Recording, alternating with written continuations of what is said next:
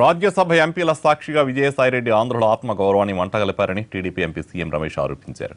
ప్రధాని సభకు వస్తుంటే ఆయనకు పాదాభివందనం చేశారని మండిపడ్డారు. ఆయన ఓవైపు ఏపీకి విభజన హామీల కోసం పార్లమెంట్లో ప్రతిరోజు తెలుగు ఎంపీలు గొడవ చేస్తుంటే విజయసాయిరెడ్డి ఉద్యమాన్ని దెబ్బతీసేలా ప్రయత్నిస్తున్నారని విమర్శించారు సీఎం రమేష్. రాజ్యసభలో 5 కోట్ల ఆంధ్రుల అఘోరపరిచాడు. అయ్యో రామ రామ కర్మ కర్మ, ఇదేంటి పరిస్థితి మనకి, ఇదేంటి పరిస్థితి మనకి.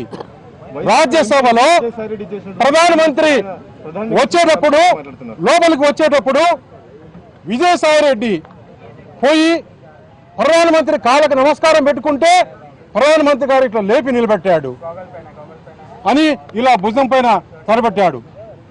ఒక సైడు మన ఆంధ్రాకు అన్యాయం జరిగి రాజ్యసభలో లోక్సభలో రోజు గగ్గోలు పెట్టుకుంటుంటే ఆంధ్రుల పౌరుషం ఏమైంది, మన మనోభావాలు ఏమైనాయి, ఆంధ్రుల ఆత్మగౌరవం ఏమైంది, ఇవన్నీ తెలుసుకోకుండా 12 కేసుల్లో ఉన్న ముద్దాయి అతని కేసుల కోసం ఈరోజు మీడియా సాక్షిగా, రాజ్యసభ మెంబర్ల సాక్షిగా అందరూ చూస్తుండగా రాజ్యసభలో ప్రధానమంత్రి కాళ్ళ మీద పడినాడంటే ఇంతకన్నా ఏం కావాలి?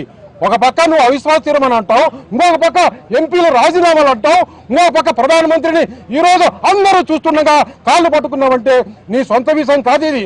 5 కోట్ల ఆంధ్రుల ఆత్మ గౌరవం ఈరోజు నువ్వు మంటల్లో కలిపినావంటే ఏమనుకో.